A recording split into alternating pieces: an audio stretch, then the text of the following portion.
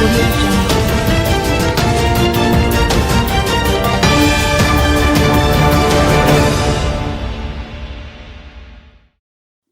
Student in critical condition after being hit by minivan.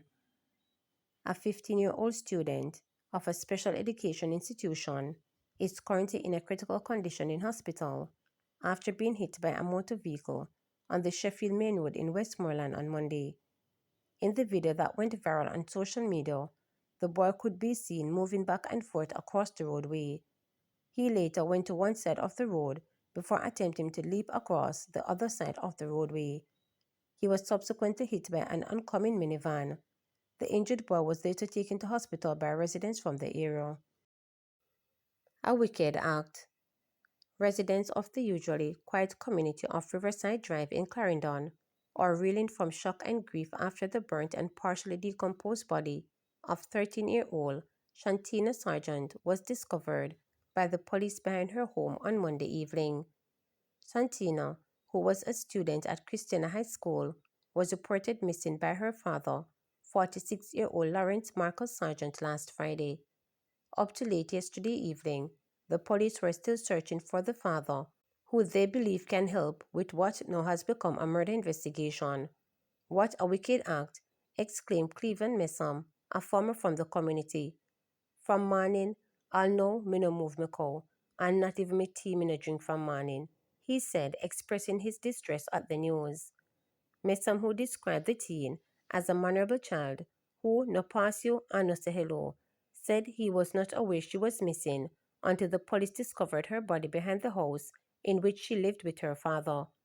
He said her father moved into the rural community about 3 years ago and mainly kept to himself. Santina, a former student at Excelsior High School, went to live with her father this year. Last Wednesday, the last day the teen was seen at school, community member Clifton Stefford recalled seeing her pass her home after classes. He said she paused for a moment, appearing as though she was hesitant or uncertain about going home. "It looked like him have a mind figure, and like when him draw back, like when him mind 100 figure," he stated. "Me go back in the house and me no see him again," he recalled.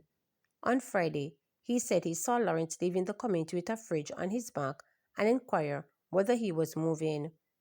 He said Lawrence told him he was taking the fridge into the town to have it fixed and said he had not seen him since. Sedford said the entire community was shocked when they learned that the teen was missing and later found dead. "Him Lawrence's daughter missing, and he come from down here. How far neighbor no know? You no have no neighbor you tell us your daughter missing? See, me no know where him there play. Nobody in the community no know nothing," he said. "That one here shake everybody," he added.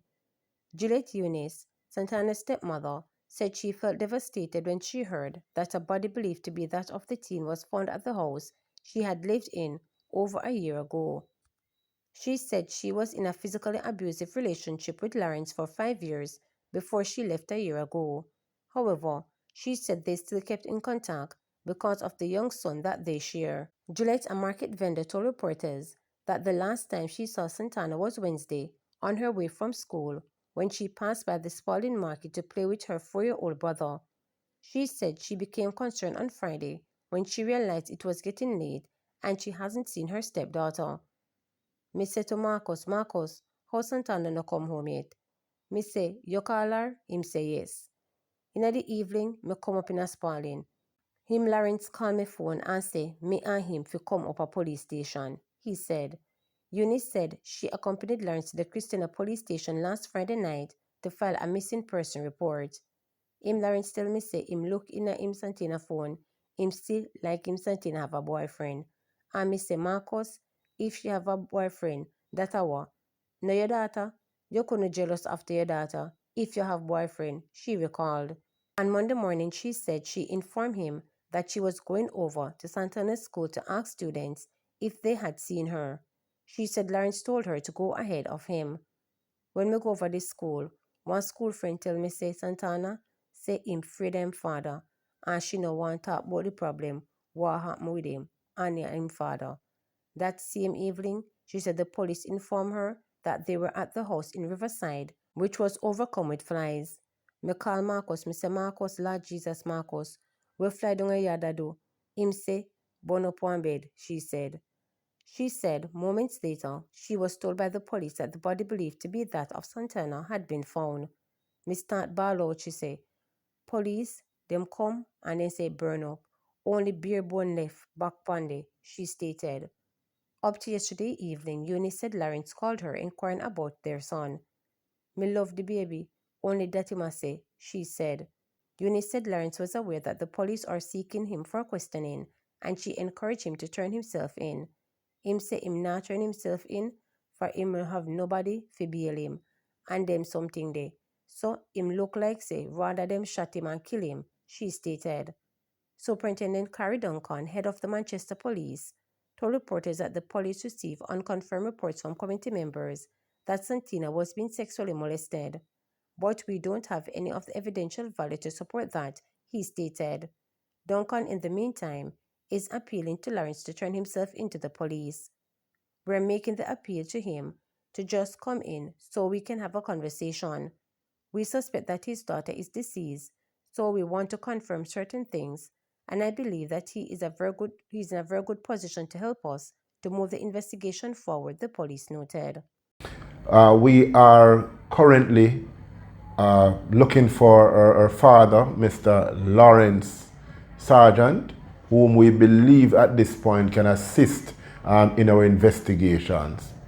As we speak, a team of police officers from the Manchester CSSB and CSSB headquarters are currently at the Christiana High School doing what we call victim support and offering counseling in that space. We also have activated our special units in the space to try and locate Mr. Lawrence Sargent, whom, as I said, we believe can assist in this investigation. 3 convicted in 61 million cybercrime and money laundering scheme. 3 people have been convicted in the corporate area parish court for their roles in a 61 million fraud and money laundering scheme that relied on SIM swap tactics and money mules to gain funds from victims' bank account. The convictions followed a 2021 report from a local financial institution that triggered a joint investigation led by the Financial Investigations Division FID in collaboration with the Jamaica Constabulary Force.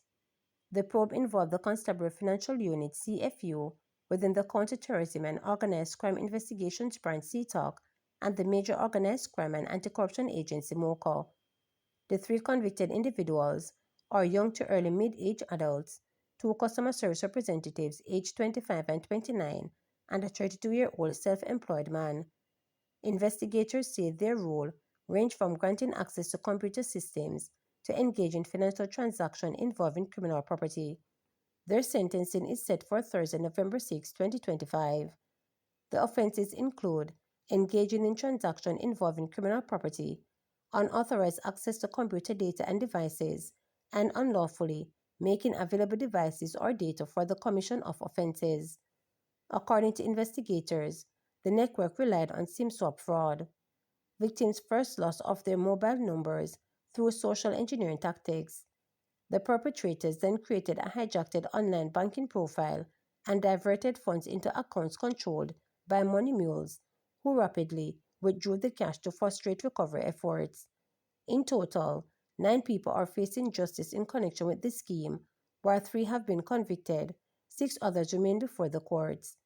Those still facing charges represent a broad cross-section of the society, including a 34-year-old accountant, a 24-year-old accountant associate, a 23-year-old legal filing clerk, a 35-year-old counter clerk, and others involved in professional and junior roles.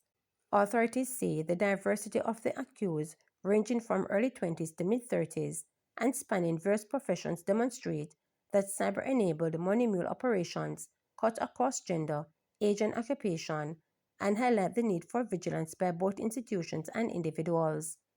Principal Director of Financial Crimes Investigations at the FID, Keith Darren, said the outcome reflects the strength of Jamaica's integrated law enforcement approach. The FID works shoulder to shoulder with our partners in the JCF, including specialist units such as CTOC, sharing intelligence, building joint cases, and moving decisively from detection to arrest to prosecution, Darren stated. Over the past year, combined strategies in operations, training, and policy have measurably improved our detection, interception, and apprehend offenders, enabling the dismantling of criminal networks and result in more charges laid and more victories in the courts. He added that the convictions reinforce the message of the FID's ongoing Monday Mule public education campaign. Do not let anyone use your bank card or identity for criminal activities. This he urged. If you do so, you will face serious consequences. To subscribe, like, share, and click the notification bell for daily updates.